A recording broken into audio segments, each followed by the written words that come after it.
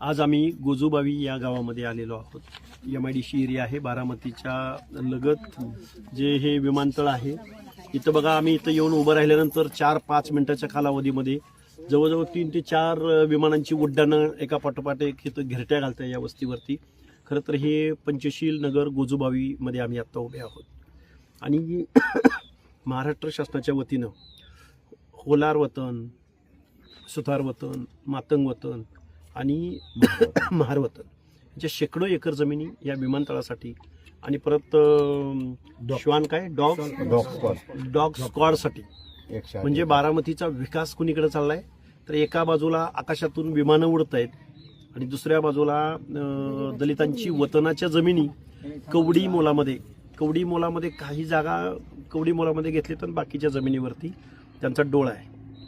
आणि म्हणजे कुलंगी कुत्र्यांना खाऊ घालणं, जोपासणं, वाढवणं. बघा आत्ता लगेच तिकडे दाखवलं, आता लगेच आम्ही इथून उभा आहोत. आमच्याबरोबर हे विमान उडतंय.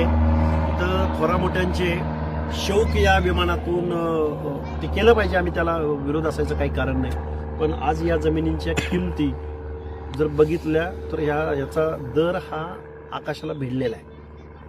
खूप किमतीच्या या जमिनी आहेत. आणि जे प्रकल्पग्रस्त आहेत, ज्यांच्या जमिनी गेलेल्या आहेत, त्यांना मोबदल्याचं सोडा, पण त्यांना या प्रकल्पग्रस्ताचा दाखला सुद्धा मिळत नाही.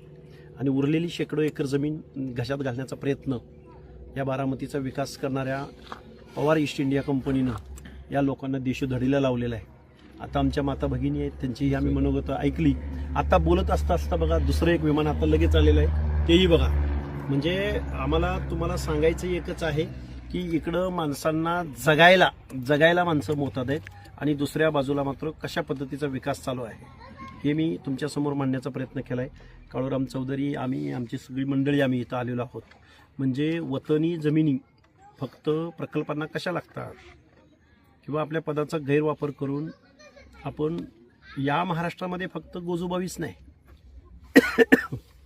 प्रत्येक शहराच्या ठिकाणी, प्रत्येक तालुक्याच्या ठिकाणी या वतनी जमिनींच्या बाबतीमध्ये अशा पद्धतीचं गैरकारभार या महाराष्ट्रातल्या सत्ताधाऱ्याकडून झालेला आहे. बरोबर. मधील आणि बारामती तालुक्यातील मातंग समाज, महार समाज, रामोशी समाज, टाकारी वतन, सुतारांचं वतन किंवा बहुजन समाजाच्या सगळ्याच्या जमिनी आहेत.